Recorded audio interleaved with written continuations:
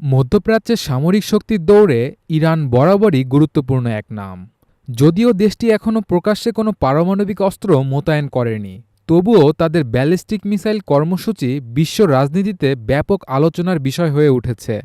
ইরানের তৈরি একাধিক ব্যালিস্টিক মিসাইল পারমাণবিক ওয়ারহেড বহনের উপযুক্ত করে নির্মিত, যা কৌশলগত দিক থেকে একটি বড় হুমকি হিসেবে দেখা হচ্ছে, বিশেষত ইসরায়েল, সৌদি আরব ও যুক্তরাষ্ট্রের দৃষ্টিকোণ থেকে। ইরানের ব্যালিস্টিক মিসাইল শক্তির সূচনা হয় শাহাব-3 দিয়ে। এটি উত্তর কোরিয়ার নোডং মডেলের ভিত্তিতে তৈরি এবং ইরানের অন্যতম প্রাচীন ও কার্যকর মিসাইল। এর পাল্লা প্রায় ১২০০ থেকে ২০০০ কিলোমিটার পর্যন্ত এবং এটি পারমাণবিক ওয়ারহেড বহনের সক্ষমতা রাখে। এই মিসাইলের মাধ্যমে ইরান সহজেই মধ্যপ্রাচ্যের বিভিন্ন গুরুত্বপূর্ণ অঞ্চলে আঘাত হানতে সক্ষম। এরপর আসে এমাদ, যা মূলত শাহাব-3 এর উন্নত সংস্করণ। এর পাল্লা প্রায় ১৭০০ কিলোমিটার এবং এতে সংযুক্ত রয়েছে ম্যানুভারেবল রি-এন্ট্রি ভেহিকল প্রযুক্তি।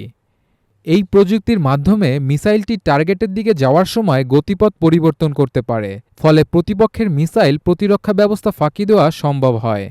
তৃতীয়ত সিজিল। সিজিল হল কঠিন জ্বালানি চালিত একটি মিসাইল, যার সর্বোচ্চ পাল্লা প্রায় ২৫০০ কিলোমিটার। এটি মোবাইল লঞ্চার থেকে দ্রুত উৎক্ষেপণযোগ্য, ফলে শত্রুপক্ষের নজর এড়িয়ে এটি সহজেই মোতায়েন করা সম্ভব।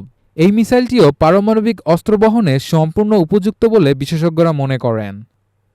খুররাম শহর নামের আরও একটি শক্তিশালী ব্যালিস্টিক মিসাইল রয়েছে ইরানের কাছে, যার পাল্লা প্রায় ২০০০ কিলোমিটার এবং ওয়ারহেড বহন ক্ষমতা প্রায় ১৮০০ কেজি। এতে একাধিক ওয়ারহেড সংযুক্ত করা যায়, যার একসঙ্গে একাধিক লক্ষ্যবস্তুতে আঘাত হানতে সক্ষম। এটি মূলত উত্তর কোরিয়ান প্রযুক্তির ভিত্তিতে তৈরি এবং উচ্চ ক্ষমতা সম্পন্ন পারমাণবিক বাহক হিসেবে বিবেচিত। সবচেয়ে আলোচিত ইরানি মিসাইল হল ফাতা, যা দেশের প্রথম হাইপারসোনিক মিসাইল হিসেবে ২০২৩ সালে প্রকাশ্যে আনা হয়।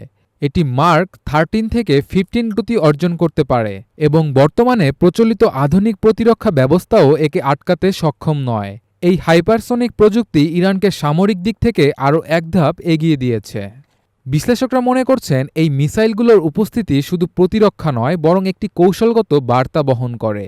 ইরান এর মাধ্যমে প্রমাণ করতে চাইছে যে কোনো সামরিক হুমকির মুখে দেশটি আত্মরক্ষার জন্য প্রস্তুত। পাশাপাশি এর মাধ্যমে তেহরান রাজনৈতিকভাবে প্রতিপক্ষদের উপর মনস্তাত্ত্বিক চাপও সৃষ্টি করছে।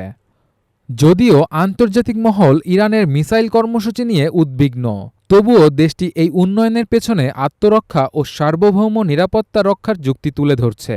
এই পরিস্থিতি মধ্যপ্রাচ্যে এক নতুন সামরিক ভারসাম্যহীনতার সম্ভাবনা তৈরি করছে।